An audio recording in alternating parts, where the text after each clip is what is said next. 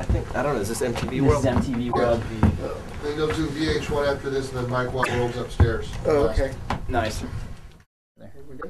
Oh, we're good. Good? Yeah, we're excellent. Let there be goodness. Let there be goodness. So this house, when we were coming in here, we were all talking about what this must have looked like and been like in 1991 when you guys were recording Blood Sugar Sex Magik. Not that much different than it looks now. Really?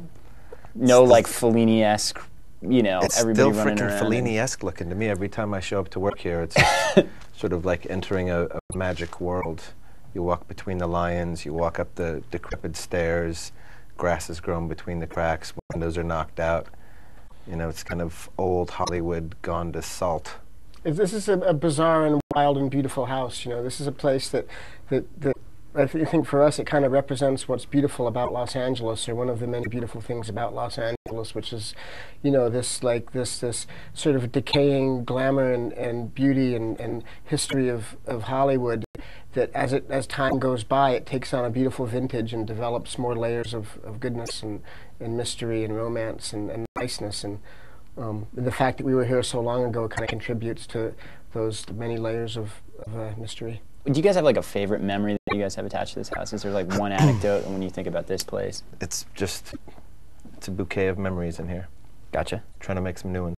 Gotcha. Yeah, you know, we've been in here lately a lot because it's been weird in here lately because we rehearse in here, we record in here, we do stuff in here, and we have done, and more recently when we've been playing in here, I've been getting these flashes of memories of when we made Blood Sugar Sex Magik in here, and just that feeling, because it was really the end of an era when we recorded that album for us, because that was the transition, and we went from being a pretty underground band, you know, playing little theaters and stuff and sleeping on people's floors and doing whatever we did to get by, to becoming a mainstream band where, you know, housewives in Nebraska knew about us and stuff, and I flash back to that time before we underwent this change, and it's so beautiful to think about, you know, our spirit back then doing that, you know, and to see, you know, it gives me I get like these mini, like, you know, before you die, you get a flash of your life before your eyes. I get these mini little retrospectives of our life, you know, in a real, you know, beautiful way, and it's nice. I you know, it's great.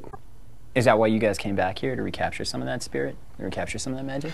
I think we had some new spirit to work on. You know, we had new feelings, new emotions, new songs, it was a different time for the band. You know, we were in a different psychological state the second time around than we were the first time around. I don't think we were looking to recapture. I think we were just looking to go to a warm and inviting place that was a happy place to show up, and it really is. I love coming to work here, even if it's to do interviews. I'm happy this is the residence of my job, the address of my job. Me too. Yeah? Yeah, and I also think that, like, I mean, we're just not the type of band to look back to do anything. Right. You know, this is just a good place we know, and we came here, you know.